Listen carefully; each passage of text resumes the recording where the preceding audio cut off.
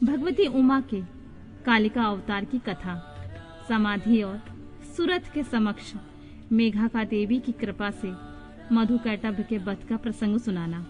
इसके अनंतर छाया पुरुष, स्वर्ग, कश्यप वंश, मनवंतर, मनुवंश, सत्यव्रतादि वंश, पितृकल्प तथा व्यासोत्पत्ति आदि का वर्णन सुनने के पश्चात मुनियों ने सूत जी से कहा, ब्रह्म वेताओं में श्रेष्ठ सूत जी, हमने आपके मुख से भगवान शिव की अनेक इतिहासों का युक्त रमणीय कथा सुनी है, जो उनके नाना अवतारों से संबंध रखती हैं तथा मनुष्यों को भोग और मोक्ष प्रदान करने वाली हैं।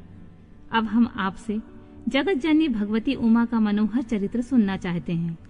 परब्रह्मा परमात्मा महेश्वर की जो आद्य सनातनी शक्ति हैं, वे उमा नाम से विख्यात हैं। वे ही त्रिलोकी को उत्पन्न करने वाली पराशक्ति हैं। महामते, दक्ष कन्या सती और हिमवान की पुत्री पार्वती, ये उमा के 2 अवतार हमने सुने हैं। सूत जी, अब उनके दूसरे अवतारों का वर्णन कीजिए। लक्ष्मी जननी जगदम्बा उमा के गुणों को सुनने से कौन बुद्धिमान पुरुष विरत हो सकता है? ज्ञानी पुरुष भी कभी उनकी कथा श्रवण के शुभ अवसर को नहीं छोड़ते हैं। सूत जी ने कहा, महात्माओं, तुम लोग धन्य हो, सदा कृतकृत हो, क्योंकि परा अम्बा उमा के महान चरित्र के विषय में पूछ रहे हो। जो इस कथा को सुनते, पूछते और बाँचते हैं, उनके चरण कमल की धूलि को भी ऋषियों ने तीर्थ माना है। जिनका चित्त परम संबित स्वरूपा श्री उमा देवी के चिंतन में लीन है, वे पुरुष धन्य हैं, कृतकृत हैं। उनकी माता और कुल भी धन्य हैं। जो समस्त कारणों से भी कारण रूपी देवेश्वरी उमा की स्तुति नहीं करते, वे माया के गुणों से मोहित तथा भाग्यहीन हैं। इसमें संशय नहीं है। जो करुणा रस की सिंधु स्वरूपा महादेवी का भजन नहीं करते, वे संसार रूपी घोर अंधकूप में पड़ते हैं। जो देवी उमा को छोड़कर दूसरे देवी देवताओं की शरण लेता है, वह मानो गंगा जी को छोड़कर प्यास बुझाने के लिए मरुस्थल के जलाशय के पास जाता है। जिनके स्मरण मात्र से धर्म आदि चारों पुरुषार्थों की अनायास प्राप्ति होती है, उन महादेवी उमा की आराधना कौन श्रेष्ठ पुरुष छोड़ सकता है? पूर्व काल में महामने सुरत्न महर्षि मेघा से यही बात पूछी थी। उस समय मेघा ने जो उत्तर दिया, मैं वही बता रहा हूँ। तुम लोग सुनो। पहले सौरोचिष मनवंतर में विरथ नाम से एक प्रसिद्ध राजा हो गए। उनके पुत्र सुरथ हुए, जो महान बल और पराक्रम से संपन्न थे। वे दान निपुण, सत्यवादी, स्वधर्म कुशल, विद्वान, देवी भक्त, दया सागर तथा प्रजाजनों की भली भांति पालन करने वाले थे। इंद्र के समान तेजस्वी राजा सुरथ के पृथ्वी पर शासन करते समय 9 ऐसे राजा हुए जो उनके हाथ से भूमंडल का राज छीन लेने के प्रयत्न में लगे थे। उन्होंने भूपाल सुरथ की राजधानी कोलापुरी के चारों ओर से घेर लिया। उनके साथ राजा का बड़ा भयानक युद्ध हुआ। उनके शत्रुगण बड़े प्रबल थे, अतः युद्ध में भूपाल सुरथ की पराजय हुई। शत्रुओं ने सारा राज्य अपने अधिकार में करके सुरथ को कोलापुरी से निकाल दिया। राजा अपनी दूसरी पुरी में आए और वहां मंत्रियों के साथ रहकर राज्य करने लगे, परंतु प्रबल विपक्षियों ने वहां भी आक्रमण करके उन्हें पराजित कर दिया। देवयोग से राजा के मंत्री आदि गण भी उनके शत्रु बन बैठे और खजाने में जो धन संचित था, वह सब उन विरोधी मंत्री आदि ने अपने हाथ में कर लिया। तब राजा सुरथ शिकार के बहाने अकेले ही घोड़े पर सवार होकर नगर से बाहर निकले और गहन वन में चले गए। वहां इधर उधर घूमते हुए राजा ने एक श्रेष्ठ मुनि का आश्रम देखा, जो चारों ओर से फूलों के बगीचे लगे होने से बड़ी शोभा पा रहा था। वहां वेद मंत्रों की ध्वनि गूंज रही थी। सब जीव जंतु शांत भाव से रहते थे। मुनि के शिष्यों प्रशिष्यों तथा उनके भी शिष्यों ने उस आश्रम को सब ओर से घेर रखा था। महामते, विप्रवर मेघा के प्रभाव से उस आश्रम में महाबली व्याघ्र आदि अल्प शक्ति वाले गौ आदि पशुओं को पीड़ा नहीं देते थे। वहां जाने पर मुनीश्वर मेघा ने मीठे वचन, भोजन और आसन द्वारा उन परम दयालु विद्वान नरेश का आदर सत्कार किया। एक दिन राजा सुरथ बहुत ही चिंतित हो मोह के वशीभूत होकर अनेक प्रकार से विचार कर रहे थे। इतने में ही वहां एक वैश्य आ पहुंचा। राजा ने उससे पूछा, भैया तुम कौन हो? किस लिए यहाँ आए हो? क्या कारण है कि दुखी दिखाई दे रहे हो? मुझे यह बताओ। राजा के मुख से यह मधुर वचन सुनकर वैश्य प्रबल समाधि ने दोनों नेत्रों से आंसू बहाते हुए प्रेम और नम्रता पूर्ण वाणी में इस प्रकार उत्तर दिया। वैश्य बोला, राजन, मैं वैश्य हूँ, मेरा नाम समाधि है। मैं धनी के कुल में उत्पन्न हुआ हूँ, परंतु मेरे पुत्रों और स्त्री आदि ने धन के लोभ में मुझे घर से निकाल दिया है। अतः अपने प्रारब्ध कर्म से मैं दुखी हो वन में चला आया हूँ। करुणा सागर प्रभु, यहाँ आकर मैं पुत्रों, पौत्रों, पत्नी, भाई भतीजे तथा अन्य सुहादरों का कुशल समाचार नहीं जान पाता। राजा बोले, जिन दुराचारी ने धन के लोभी पुत्र आदि ने तुम्हें निकाल दिया है, उनके प्रति मूर्ख जीव की भांति तुम प्रेम क्यों करते हो? वैश्य ने कहा, राजन, आपने उत्तम बात कही है। आपकी वाणी सार गर्भित है, तथापि स्नेह पाश से बंधा हुआ मेरा मन अत्यंत मोह को प्राप्त हो रहा है। इस तरह मोह से व्याकुल हुए वैश्य और राजा दोनों मुनिवर मेघा के पास गए। वैश्य सहित राजा ने हाथ जोड़कर मुनि को प्रणाम किया और इस प्रकार कहा, भगवान, आप हम दोनों के मोह पाश को काट दीजिए।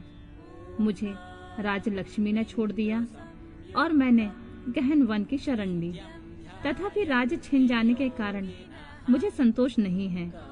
और यह वैश्य है जिसे स्त्री आदि स्वजनों ने घर से निकाल दिया है, तथापि उनकी ओर से इनकी ममता दूर नहीं हो रही है। इसका क्या कारण है बताइए? समझदार होने पर भी हम दोनों का मन मोह से व्याकुल हो गया है। यह तो बड़ी भारी मूर्खता है। ऋषि बोले, राजन, सनातन शक्ति स्वरूपा जगदम्बा महामाया कही गई हैं।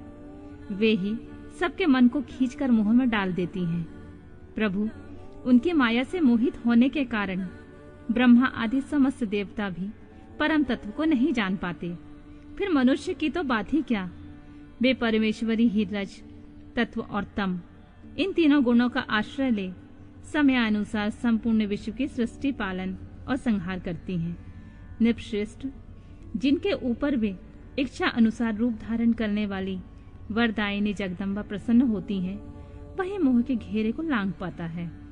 राजा ने पूछा, मुने, जो सबको मोहित करती हैं, वे देवी महामाया कौन है और किस प्रकार उनका प्रादुर्भाव हुआ है? यह कृपा करके मुझे बताइए। ऋषि बोले, जब सारा जगत एक अर्णव के जल में निमग्न था और योगेश्वर भगवान केशव शेष के शैया बिछाकर योग निद्रा का आश्रय ले शयन कर रहे थे, उन्हीं दिनों भगवान विष्णु के कानों के मैल से दो असुर उत्पन्न हुए, जो भूतल पर मधु और कैटव के नाम से विख्यात हैं। वे दोनों विशाल काय घोर असुर प्रलय काल के सूर्य की भांति तेजस्वी थे। उनके जबड़े बहुत बड़े थे। उनके मुख दाढ़ों के कारण ऐसे विकराल दिखाई देते थे मानो वे संपूर्ण जगत को खा जाने के लिए उद्यत हों। उन दोनों ने भगवान विष्णु की नाभि से प्रकट हुए कमल के ऊपर विराजमान ब्रह्मा को देखकर कहा, अरे तू कौन है? ऐसा कहते हुए वे उन्हें मार डालने के लिए उद्यत हो गए। ब्रह्मा जी ने देखा ये दोनों दैत्य आक्रमण करना चाहते हैं और भगवान जनार्दन समुद्र के जल में सो रहे हैं। तब उन्होंने परमेश्वरी का स्तवन किया और उनसे प्रार्थना की, अंबिके, तुम इन दोनों दुर्जय असुरों को मोहित करो और अजन्मा भगवान नारायण को जगा दो। ऋषि बोले, इस प्रकार मधु और कैटव के नाश के लिए ब्रह्मा जी की प्रार्थना करने पर संपूर्ण विद्याओं की अधिदेवी जगत जननी महाविद्या फाल्गुन शुक्ल द्वादशी को त्रैलोक मोहिनी शक्ति के रूप में प्रकट हो महाकाली के नाम से विख्यात हुई। तदनंतर आकाशवाणी हुई, कमलासन, डरो मत, आज युद्ध में मधु कैटव को मारकर मैं तुम्हारे कंठक का नाश करूंगी।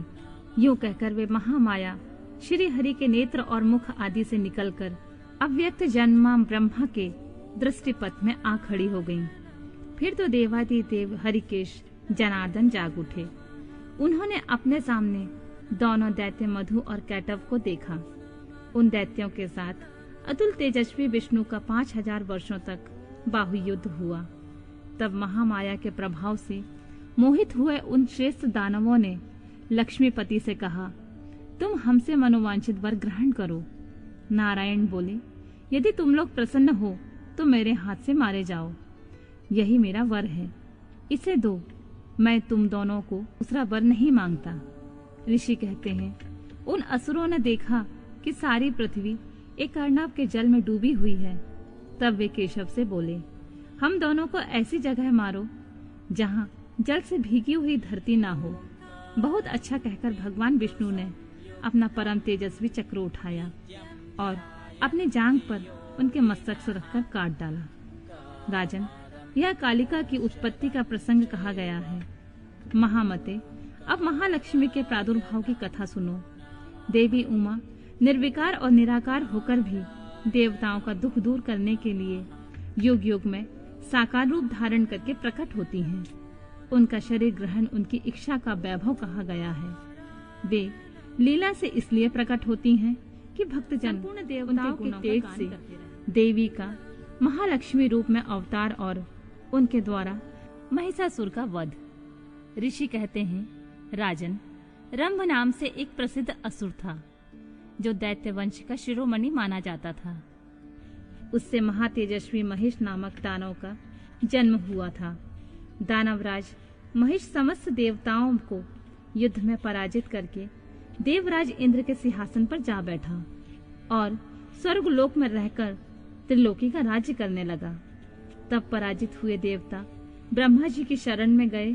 ब्रह्मा जी भी उन सबको साथ ले उस स्थान पर गए जहां भगवान शिव और विष्णु विराजमान थे। वहां पहुंचकर सब देवताओं ने शिव और केशव को नमस्कार किया तथा अपना सब वृतांत यथार्थ रूप से व्यवरेवार कह सुनाया।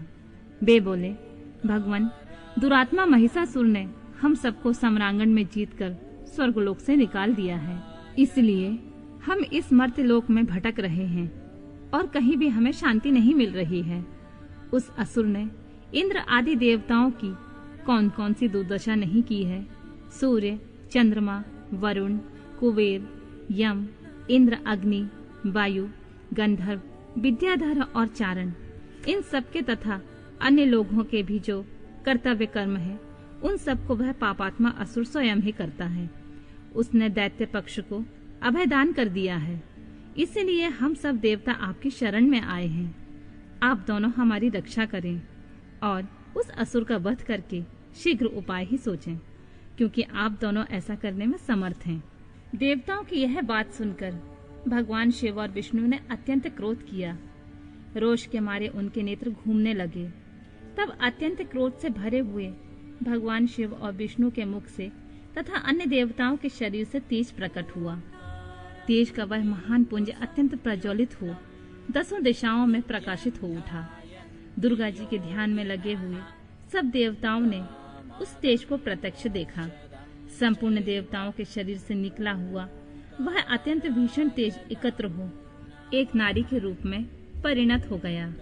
वह नारी साक्षात महिषमर्दिनी देवी थी। उनका प्रकाशमान मुख भगवान शिव के तेज से प्रकट हुआ था। भुजाएं विष्णु के तेज से प्रकट हुई थीं। केश यमराज के तेज से आविर्भूत हुए थे। उनके दोनों स्तन चंद्रमा के तेज से प्रकट हुए थे। कटी भाग इंद्र के तेज से तथा जंघा और उरु वरुण के तेज से प्रकट हुए थे।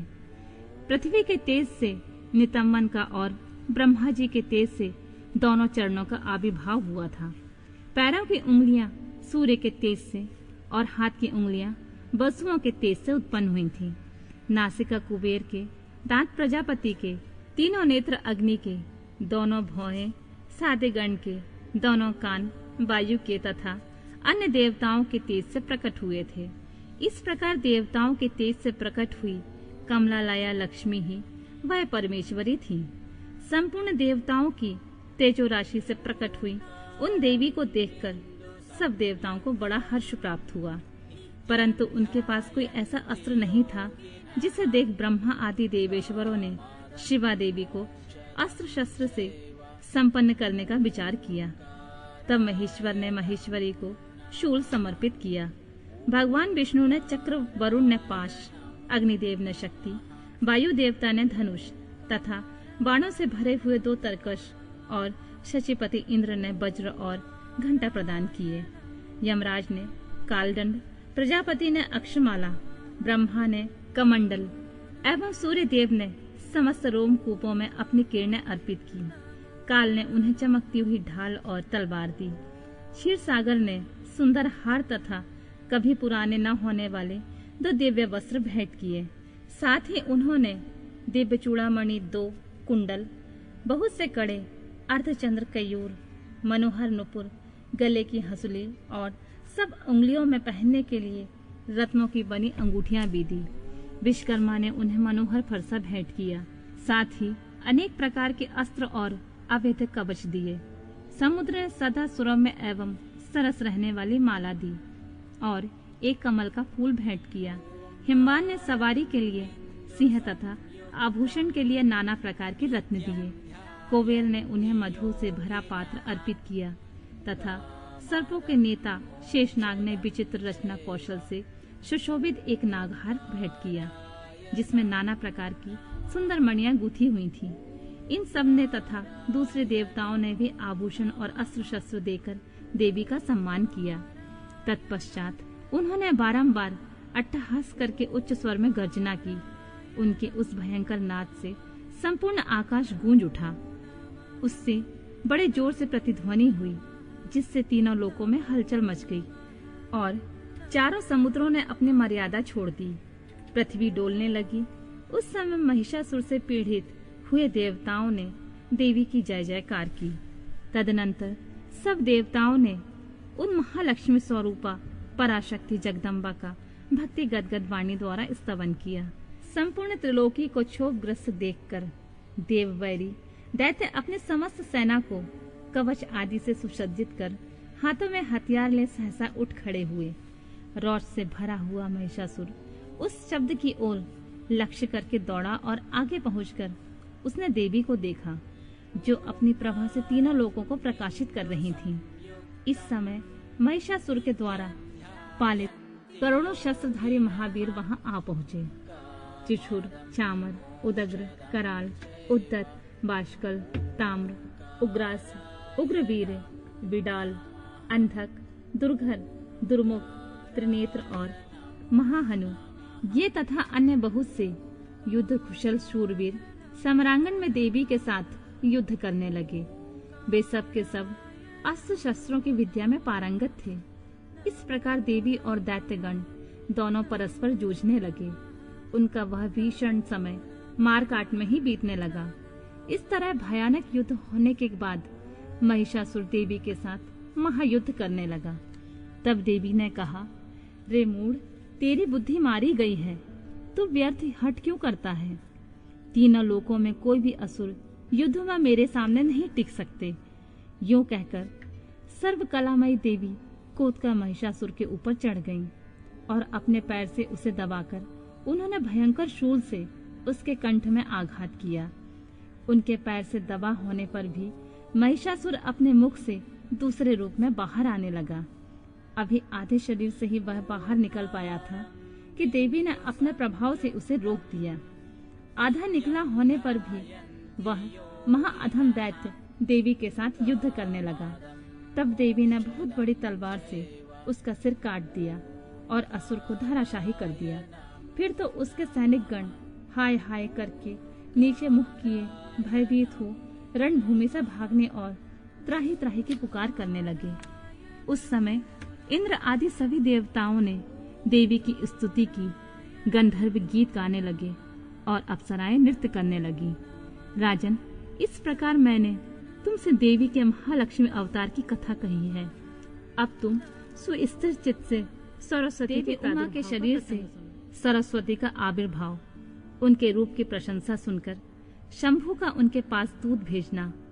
दूत के निराश लौटने पर शंभू का क्रमशः ध्रुमलोचन, चंड मुंड तथा रक्त बीज को भेजना और देवी के द्वारा उन सब का मारा जाना। ऋषि कहते हैं, पूर्व काल में शंभू और निशंभू नामक दो प्रतापी दैत्य थे।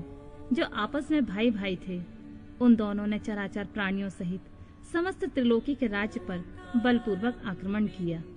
उनसे पीड़ित हुए देवताओं ने हिमालय पर्वत की शरण ली और संपूर्ण अभीष्टों को देने वाली सर्वभूत जननी देवी उमा का स्तवन किया। देवता बोले, महेश्वरी दुर्गे, आपकी जय हो। अपने भक्तजनों का प्रिय करने वाली देवी, आपकी जय हो। आप तीनों लोकों की रक्षा करने वाली शिवा हैं। आपको बारंबार नमस्कार है। आप ही मोक्ष प्रदान करने वाली परा अम्बा हैं। आपको बारंबार नमस्कार है। आप समस्त संसार की उत्पत्ति, स्थिति और संहार करने वाली हैं। आपको नमस्कार है। कालिका और तारा रूप धारण करने वाली देवी, आपको नमस्कार है। छिन्नमस्ता आप ही का ही स्वरूप है। आप ही श्री विद्या हैं। आपको प्रणाम है। भुवनेश्वरी, आपको प्रणाम है। भैरव रूपणी, आपको नमस्कार है। आप ही बगलामुखी और धूमावती हैं। आपको बारंबार प्रणाम है। आप ही त्रिपुर सुंदरी और मातंगी हैं। आपको बारंबार नमस्कार है। अजिता, विजया, जया, मंगला और विलासिनी, ये सभी आपके ही विभिन्न रूपों की संज्ञाएं हैं। इन सभी रूपों में आपको नमस्कार है। माता अथवा कामधेनु रूप में आपको नमस्कार है। घोर आकार धारण करने वाली, आपको नमस्कार है। अपराजिता रूप में आपको प्रणाम है। नित्य महाविद्या के रूप में आपको बारंबार नमस्कार है। आप ही शरणागतों का पालन करने वाली रुद्राणी हैं। आपको बारंबार नमस्कार है। वेदांत के द्वारा आपके ही स्वरूप का बोध होता है। आपको नमस्कार है। आप परमात्मा हैं। आपको मेरा प्रणाम है। अनंत कोटि ब्रह्मांडों का संचालन करने वाली आप जगदम्बा को बारंबार नमस्कार है। देवताओं की इस प्रकार स्तुति करने पर वरदायिनी एवं कल्याण रूपनी गौरी देवी बहुत प्रसन्न हुई। उन्होंने समस्त देवताओं से पूछा, आप लोग यहाँ किसकी स्तुति करते हैं? तब उन्हीं गौरी के शरीर से एक कुमारी प्रकट हुई। वह सब देवताओं के देखते ही देखते शिव शक्ति से आदर पूर्वक बोली, माँ, ये समस्त स्वर्गवासी देवता निशुंभ और शुंभ नामक प्रबल दैत्यों से अत्यंत पीड़ित हो अपनी रक्षा के लिए मेरी स्तुति करते हैं। पार्वती के शरीर से वह कुमारी निकली हुई थी, इसलिए कौशिक के नाम से प्रसिद्ध हुई। कौशिक ही साक्षात शुंभासुर का नाश करने वाली सरस्वती हैं। उन्हीं को उग्रतारा और महोग्रतारा भी कहा गया है। माता के शरीर से स्वतः प्रकट होने के कारण वे इस भूतल पर मातंगी भी कहलाती हैं। उन्होंने समस्त देवताओं से कहा, तुम लोग निर्भय होकर रहो, मैं स्वतंत्र हूँ, अतः किसी का सहारा लिए बिना ही तुम्हारा कार्य सिद्ध कर दूंगी। ऐसा कहकर वे देवी तत्काल वहाँ अदृश्य हो गईं। एक दिन शुंभ और निशुंभ के सेवक चंड और मुंड ने देवी को देखा। उनका मनोहर रूप नेत्रों को सुख प्रदान करने वाला था। उसे देखते ही वे मोहित हो सुध-बुध होकर पृथ्वी पर गिर पड़े। फिर होश में आने पर वे अपने राजा के पास गए और आरंभ से ही सारा वृतांत बताकर बोले, महाराज, हम दोनों ने एक अपूर्व सुंदरी नारी को देखा है जो हिमालय के रमणीय शिखर पर रहती है और सिंह पर सवारी करती है। चंडमुंड की यह बात सुनकर महान असुर शुंभ ने देवी के पास सुग्रीव नामक अपना दूत भेजा और कहा, दूत, हिमालय पर कोई अपूर्व सुंदरी रहती है, तुम वहां जाओ और उससे मेरा संदेश कहकर उसे प्रयत्न पूर्वक यहाँ ले आओ। यह आज्ञा पाकर दानव शिरोमणि सुग्रीव हिमालय पर गया और जगदम्बा महेश्वरी से इस प्रकार बोला। दूत ने कहा, देवी, दैत्य शुंभासुर अपने महान बल और विक्रम के लिए तीनों लोकों में विख्यात है। उसका छोटा भाई निशुंभ भी वैसा ही है। शुंभ ने मुझे तुम्हारे पास दूत बनाकर भेजा है, इसलिए मैं यहाँ आया हूँ सुरेश्वरी। उसने जो संदेश दिया है उसे इस समय सुनो। मैंने सम्रांगण में इंद्र आदि देवताओं को जीतकर उनके समस्त रत्नों का अपहरण कर लिया है। यज्ञ में देवता आदि को दिए हुए देव भाग का मैं स्वयं ही उपभोग करता हूँ। मैं मानता हूँ कि तुम स्त्रियों में रत्न हो, सब रत्नों के ऊपर स्थित हो, इसलिए तुम काम जनित रस के साथ मुझको अथवा मेरे भाई को अंगीकार करो। दूत के मुंह से शुंभ का यह संदेश सुनकर भूतनाथ भगवान शिव के प्राण वल्लभा महामाया ने इस प्रकार कहा। देवी बोली, दूत, तुम सच कहते हो। तुम्हारे कथन में थोड़ा सा भी असत्य नहीं है, परंतु मैंने पहले से एक प्रतिज्ञा कर ली है, उसे सुनो। जो मेरा घमंड चूर कर दे, जो मुझे युद्ध में जीत ले, मैं उसी को पति बना सकती हूँ, दूसरे को नहीं। यह मेरी अटल प्रतिज्ञा है। इसलिए तुम शुंभ को और निशुंभ को मेरी यह प्रतिज्ञा बता दो, फिर इस विषय में जैसा उचित समझे वैसा करें। देवी की यह बात सुनकर दाना सुग्रीव लौट गया। वहां जाकर उसने विस्तार पूर्वक राजा को सारी बातें बताई। दूत की बात सुनकर उग्र शासन करने वाला शुंभ कुपित हो उठा और बलवानों में श्रेष्ठ सेनापति ध्रुमाक्ष से बोला, ध्रुमाक्ष, हिमालय पर कोई सुंदरी रहती है, तुम शीघ्र ही वहां जाकर जैसे भी वह यहाँ आए उसे ले आओ। आसुर प्रवर, उसे लाने में तुम्हें भय नहीं मानना चाहिए। यदि वह युद्ध करना चाहे तो तुम्हें यत्न पूर्वक उसके साथ युद्ध भी करना चाहिए। शुंभ की ऐसी आज्ञा पाकर दैत्य ध्रुमलोचन हिमालय पर गया और उमा के अंश से प्रकट हुई भगवती भुवनेश्वरी से कहा, नितंबिनी, मेरे स्वामी के पास चलो, नहीं तो तुम्हें मरवा डालूंगा। मेरे साथ 60,000 असुरों की सेना है। देवी बोली, वीर, तुम्हें दैत्यराज ने भेजा है। यदि मुझे मार ही डालोगे तो क्या करूंगी, परंतु युद्ध के बिना मेरा वहां जाना असंभव है। मेरी ऐसी मान्यता है। देवी के ऐसा कहने पर दानव ध्रुमलोचन उन्हें पकड़ने के लिए दौड़ा, परंतु महेश्वरी ने हूं के उच्चारण मात्र से ही उसे भस्म कर दिया। तभी से वे देवी इस भूतल पर धूमावती कहलाने लगी। उनकी आराधना करने पर वे अपने भक्तों के शत्रुओं का संहार कर डालती हैं। ध्रुमाक्ष के मारे जाने से अत्यंत कुपित हुए देवी के वाहन सिंह ने उनके साथ आए हुए समस्त असुरगणों को चबा डाला। जो मरने से बचे वे भाग खड़े हुए। इस प्रकार देवी ने दैत्य ध्रुमलोचन को मार डाला। इस समाचार को सुनकर प्रतापी शुंभ ने बड़ा क्रोध किया।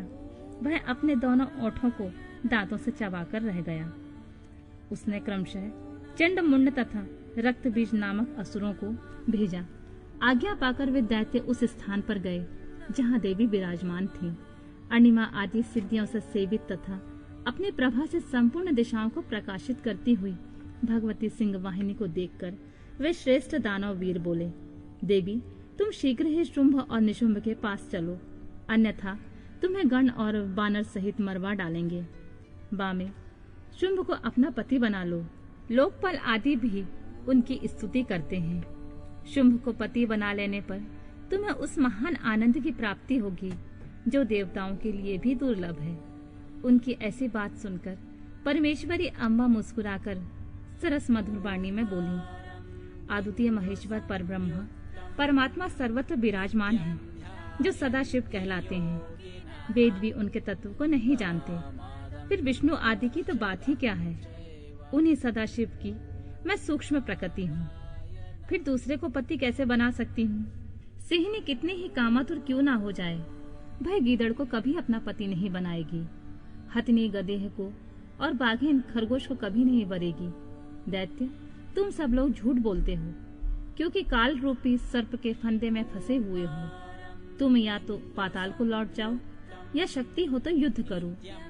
देवी का यह क्रोध पैदा करने वाला वचन सुनकर वे दैत्य बोले, हम लोग अपने मन में तुम्हें अबला समझकर नहीं मार रहे हैं, परंतु यदि तुम्हारे मन में युद्ध की इच्छा हो तो सिंह पर सुस्थिर होकर बैठ जाओ और युद्ध के लिए आगे बढ़ो। इस तरह वाद विवाद करते हुए उनमें कलह बढ़ गई और समरांगन में दोनों दलों पर तीखे बाणों की वर्षा होने लगी। इस तरह उनके साथ लीला पूर्वक युद्ध करके परमेश्वरी ने चंडमुंड सहित महान असुर रक्तबीज को मार डाला। वे देववैरी असुर द्वेष बुद्धि करके आए थे, तो भी अंत में उन्हें उस उत्तम लोक गति की प्राप्ति हुई। देवी के द्वारा सेना और सेनापतियों सहित निशुंभ एवं शुंभ का संहार। ऋषि कहते हैं, राजन, प्रशंसनीय महापराक्रमशाली महान असुर शुंभ ने इन श्रेष्ठ दैत्यों को मारा जाना सुनकर अपने उन दुर्जय गणों को युद्ध के लिए जाने की आज्ञा दी, जो संग्राम का नाम सुनते ही हर्ष से खिल उठते थे। उसने कहा, आज मेरी आज्ञा से कालक, कालके, मौर्य, दोहर्द तथा अन्य असुरगण बड़ी भारी सेना के साथ संगठित हो विजय की आशा रखकर शीघ्र युद्ध के लिए प्रस्थान करें। निशुंभ और शुंभ दोनों भाई ने उन दैत्यों को पूर्वोक्त आदेश देकर रथ पर आरूढ़ हो स्वयं भी नगर से बाहर निकले। उन महाबली वीरों की आज्ञा से उनकी सेनाएं उसी तरह युद्ध के लिए आगे बढ़ी मानो मरणोन्मुख पतंग आग में कूदने के लिए उठ खड़े हुए हो। उस समय असुर राज ने युद्ध स्थल में मृदंग, मर्दल, भैरी, डिंडिम, झांझ और ढोल आदि बजवाए। उन जुझारू बाजों की आवाज सुनकर युद्ध प्रेमी वीर हर्ष एवं उत्साह से भर गए, परंतु जिन्हें अपने प्राण ही अधिक प्यारे थे वे उस रणभूमि से भाग चले। युद्ध संबंधी वस्त्रों तथा कवच आदि से आच्छादित अंग वाले वे योद्धा विजय की अभिलाषा से अस्त्र शस्त्र धारण किए युद्ध स्थल में आ पहुंचे। कितने ही सैनिक हाथियों पर सवार थे, बहुत से दैत्य घोड़े की पीठ पर बैठे हुए थे और अन्य असुर रथों पर चढ़कर जा रहे थे। उस समय उन्हें अपने पराये की पहचान नहीं होती थी। उन्होंने असुर राज के साथ समरांगण में पहुंचकर सब ओर से युद्ध आरंभ कर दिया। बारंबार तोप की आवाज होने लगी, जिसे सुनकर देवता कांप उठे। धूल और धुएं से आकाश में महान अंधकार छा गया। सूर्य का रथ नहीं दिखाई देता था। अत्यंत अभिमानी करोड़ों पैदल योद्धा विजय की अभिलाषा लिए युद्ध स्थल में आकर डट गए।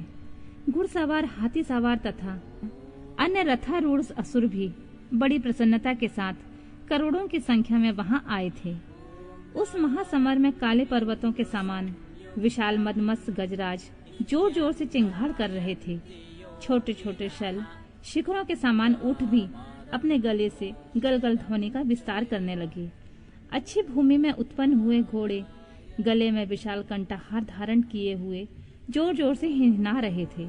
वे अनेक प्रकार की चालें जानते थे और हाथियों के मस्तक पर पैर रखते आकाश मार्ग से पक्षियों की भांति उड़ जाते थे।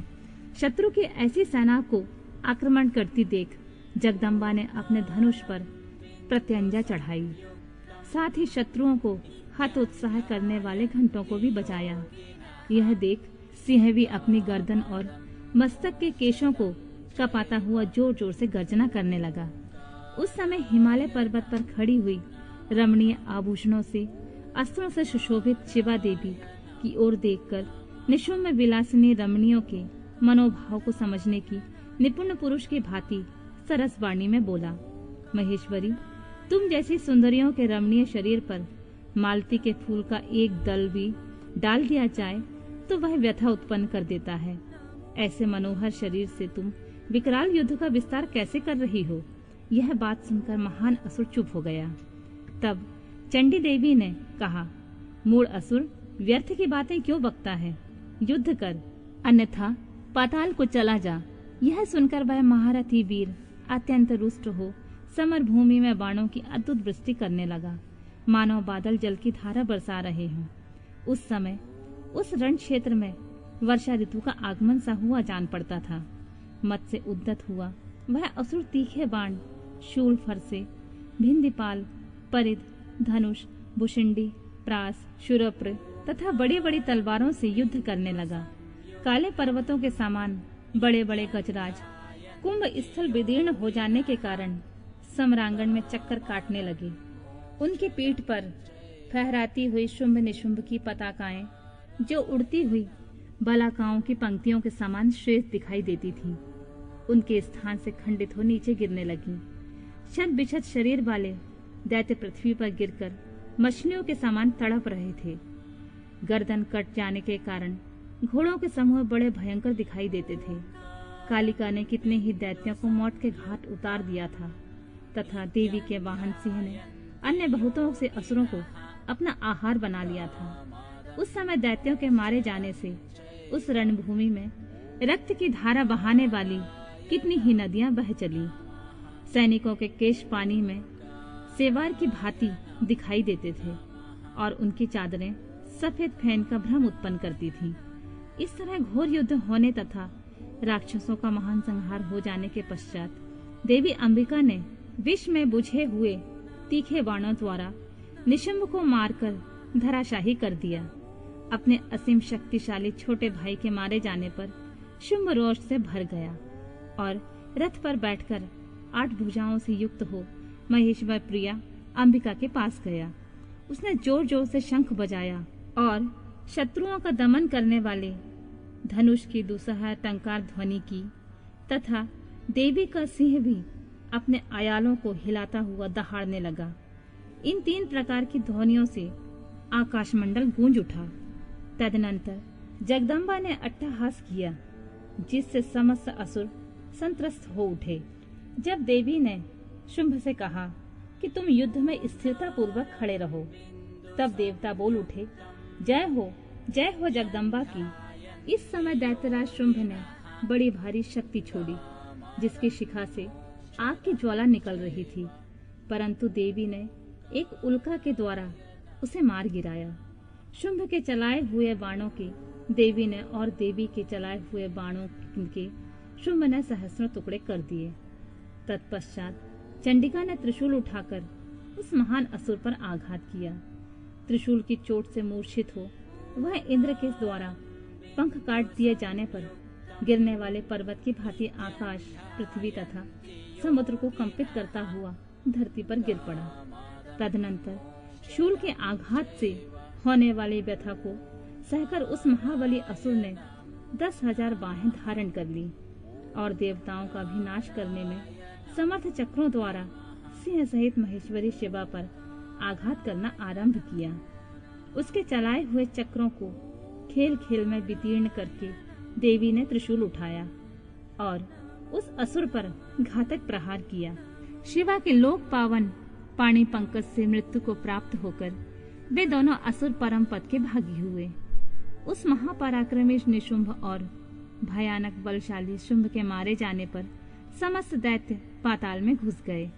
अन्य बहुत से असुरों को काली और सिंह आदि ने खा लिया तथा शेष दैत्य भय से व्याकुल हो 10 दिशाओं में भाग खड़े हुए।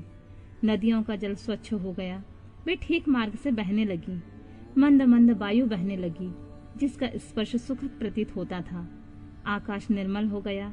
देवताओं और ब्रह्मर्षियों ने फिर यज्ञ यज्ञादि आरंभ कर दिए। इंद्र आदि सभी देवता सुखी हो गए।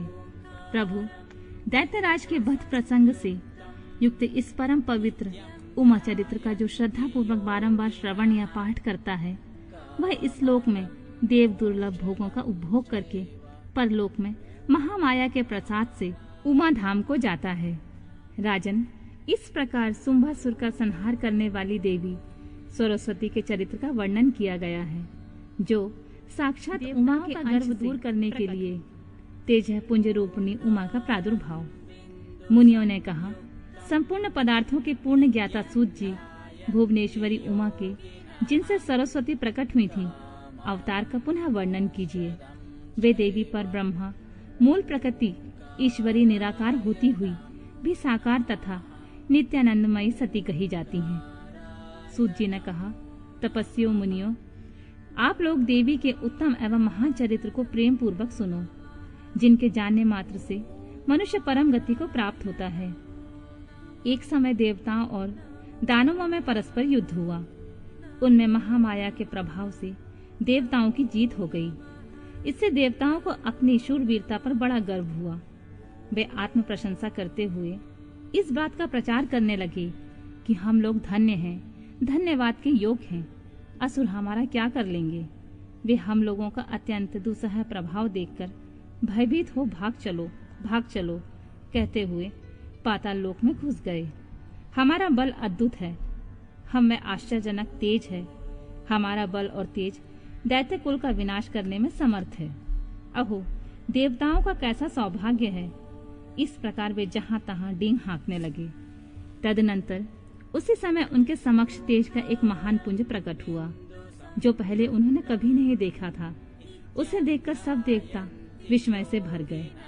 वे रूंधे हुए गले से परस्पर पूछने लगे, यह क्या है, यह क्या है।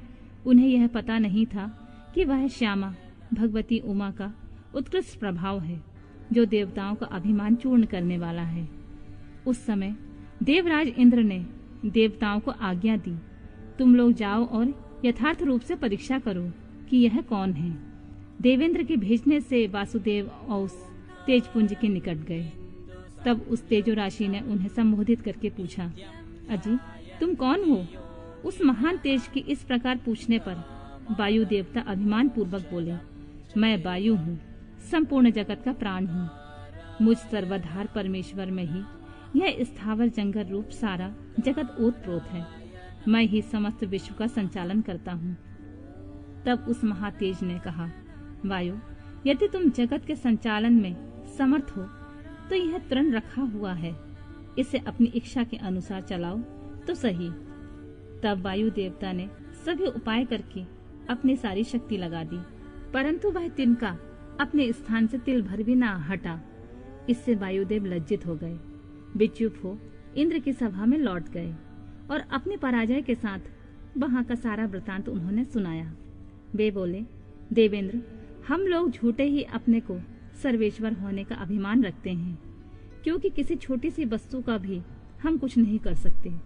तब इंद्र ने बारी बारी से समस्त देवताओं को भेजा। जब वे उसे जानने में समर्थ न हो सके तब इंद्र स्वयं गए। इंद्र को आते देख वह अत्यंत दुस्सह तेज तत्काल अदृश्य हो गया। इससे इंद्र बड़े विस्मित हुए और मन ही मन बोले, जिसका ऐसा चरित्र है उसी सर्वेश्वर की मैं शरण लेता हूँ। सहस्र नेत्रधारी इंद्र बारंबार इसी भाव का चिंतन करने लगे। इसी समय निश्चल करुणामय शरीर धारण करने वाली सच्चिदानंद स्वरूपनी शिव प्रिया उमा उन देवताओं पर दया करने और उनका गर्व हरने के लिए चैत्र शुक्ल नवमी को दोपहर में वहां प्रकट हुई। वे उस तेज पुंज के बीच में विराज रही थीं। अपनी कांति से दसों दिशाओं को प्रकाशित कर रही थीं और समस्त देवताओं को सुस्पष्ट रूप से यह जता रही थीं कि मैं साक्षात परब्रह्म परमात्मा ही हूँ। ये चारों हाथों में क्रमशः वर, पाश, अंकुश और अभय धारण किए हुए थीं। श्रुतियां साकार होकर उनकी सेवा करती थीं। वे बड़ी रमणीय दिखती थीं तथा अपने नूतन यौवन पर उन्हें बड़ा गर्व था। वे लाल रंग की साड़ी पहने हुए थीं। लाल फूलों की माला तथा लाल चंदन से उनका श्रृंगार किया गया था। वे कोटि कोटि कंदर्पों के समान मनोहारिणी तथा करोड़ों चंद्रमा के समान चटकीली चांदनी से सुशोभित थीं। सबकी अंतर्यामिनी, समस्त भूतों की साक्षिणी तथा पर ब्रह्मा रूपणी उन महामाया ने इस प्रकार कहा, मैं ही पर ब्रह्मा परमात्मा ज्योति प्रणव रूपणी तथा युगल रूप धारणी हूँ। मैं ही सब कुछ हूँ। मुझ में भिन्न कोई पदार्थ नहीं है। मैं निराकार होकर भी साकार हूँ।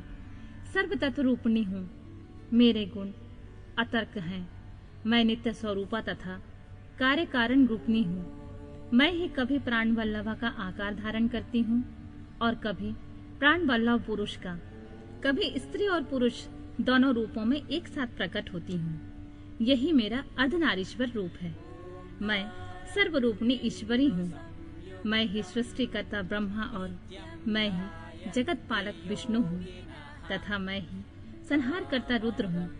संपूर्ण विश्व को मोह में डालने वाली महामाया मैं ही हूँ। काली, लक्ष्मी और सरस्वती आदि संपूर्ण शक्तियाँ तथा ये सकल कलाएं मेरे अंश से ही प्रकट हुई हैं। मेरे ही प्रभाव से तुम लोगों ने संपूर्ण दैत्यों पर विजय पाई है। मुझ सर्व विजयनी को ना जानकर तुम लोग व्यर्थ ही अपने को सर्वेश्वर मान रहे हो। जैसे इंद्रजाल करने वाला सूत्रधार कठपुतली को नचाता है, उसी प्रकार मैं ईश्वर ही समस्त प्राणियों को नचाती हूँ। मेरे भय से हवा चलती है, मेरे भय से ही अग्निदेव सबको जलाते हैं तथा मेरा भय मानकर ही लोकपालगण निरंतर अपने अपने कर्मों में लगे रहते हैं। मैं सर्वथा स्वतंत्र हूँ और अपनी लीला से ही कभी देव समुदाय को विजय बनाती हूँ तथा कभी दैत्यों को। माया से परे जिस अविनाशी परमात्मा धाम का श्रुतियां वर्णन करती हैं, वह मेरा ही रूप है।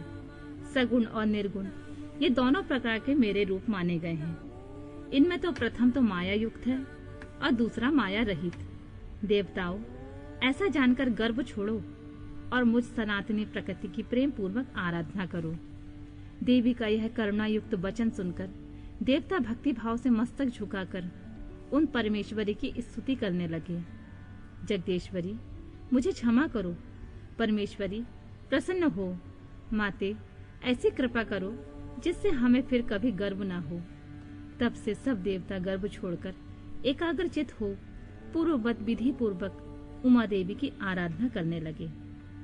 ब्राह्मणों, इस प्रकार मैंने तुमसे उमा के प्रादुर्भाव का वर्णन किया है, जिसके श्रवण मात्र से परम पद की प्राप्ति होती है।